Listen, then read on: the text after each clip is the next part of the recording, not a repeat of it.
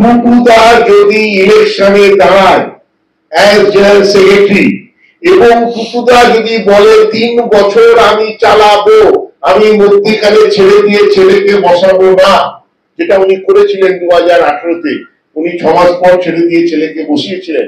টুটুদা যদি এটার লিখিতভাবে মেম্বারদের গ্যারান্টি দেয় আমি এই ইলেকশন লড়বো না। খেতে আমরা দুজনে খুব ভালোবাসি, খাবার থাকলে টুটুদার প্লেট থেকে ছিনিয়ে নিয়ে নেয়। আপনারা দেখেছি, আপনাকে দেবে একটা বড় দুটো ফিশ ফ্রাই দেবে, কিন্তু আপনার ফিশ ফ্রাই থেকেই ভেঙে খাবে। আমিও এরকম রবি, ও সেই আকারে রবি বলেছি, অন্য কোনো এতে রবি বলেনি, আমিও রবি। Extra time.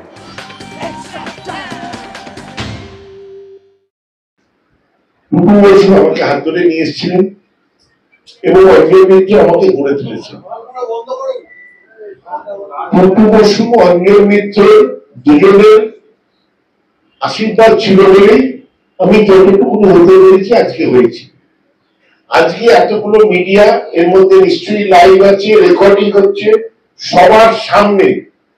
আমি অনেক জায়গায় বলেছি, কিন্তু আজকে ঘোষণা করছি, টুটুদা যদি ইলেকশনে দাঁড়ায় অ্যাজ জেনারেল সেক্রেটারি এবং টুটুদা যদি বলে 3 বছর আমি চালাবো, আমি মধ্যিখানে ছেড়ে দিয়ে ছেলেকে বসাবো না, যেটা উনি করেছিলেন 2018-তে, উনি 6 মাস পর ছেড়ে দিয়ে ছেলেকে বসিয়েছিলেন। টুটুদা যদি এটার লিখিতভাবে মেম্বারদের গ্যারান্টি দেয় আমি এই ইলেকশন লড়বো না। কিন্তু টুটুদাকে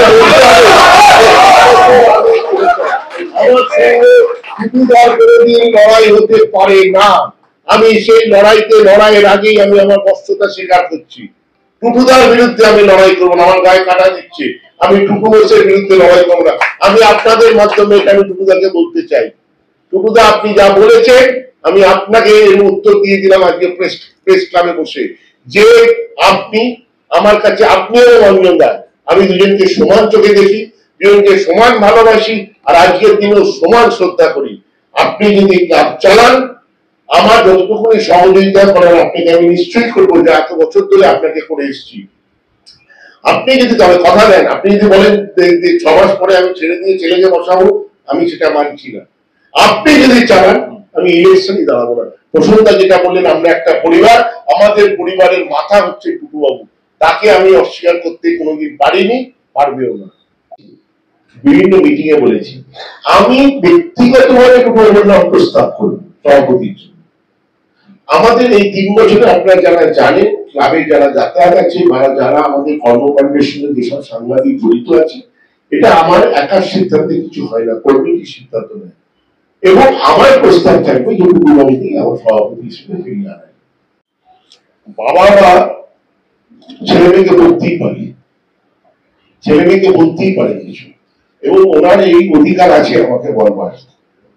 উনি কোনো কিছু চাপে হয়তো এই কথাগুলো বলেছে, কারণ চাপে হয়তো বলেছে, উনি ব্যক্তিগতভাবে এটা বিশ্বাস করেন, আমি মানি না।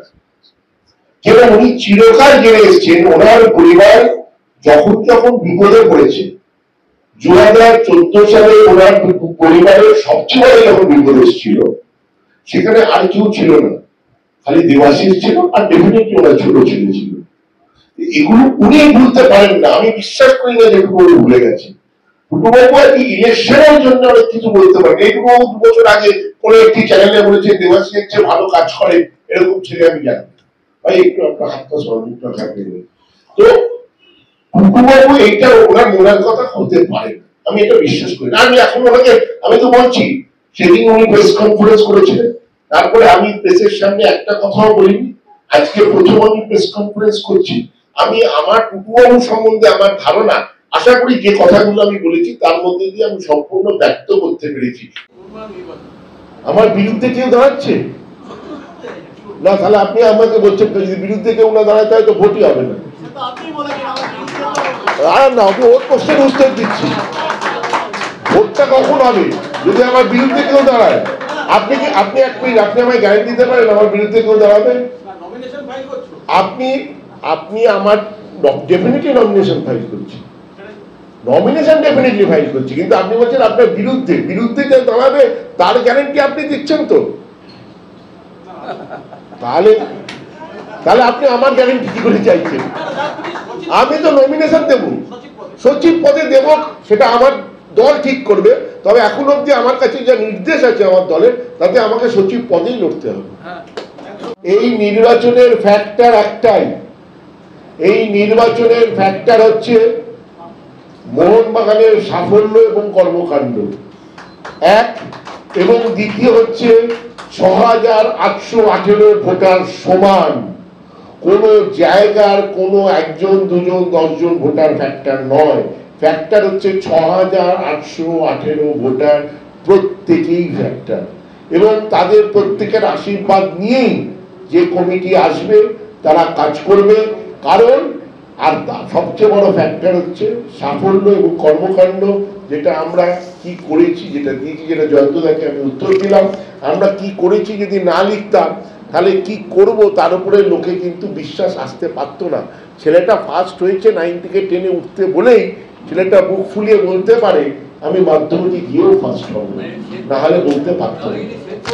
আমার বক্তব্য, যেখানে আমি সৃঞ্জয়ের বিরুদ্ধে একটা বক্তব্য রেখেছি, তাহলে আপনি কেন বললেন কাদা ছোড়াছুড়ি? কাদা ছোড়াছুড়ি কথাটা তাহলে আপনি ভুল ব্যাখ্যা করলেন। বলুন কাদা ছুড়ছে, আমি কাদা ছুড়িনি, ছোড়াছুড়ি হচ্ছে না, এটা এক পক্ষ থেকে ছোড়া হচ্ছে। আমাদের এই পক্ষ, আমরা কর্মকাণ্ড সাফল্য সেটাই মানুষের কাছে তুলে ধরছি। কাউকে ছোট করে নিজে বড় হওয়া যায় না, আমরা কাউকে ছোট করতে এখানে বসে নেই, কাউকে ছোট করে নিজেকে বড় হওয়া যায় না। লেটেস্ট নিউজ আর এক্সক্লুসিভ ভিডিওর সঙ্গে আপডেট থাকতে এখনই সাবস্ক্রাইব করুন আমাদের ইউটিউব চ্যানেল। বেল আইকনে ক্লিক করতে ভুলবেন না যেন।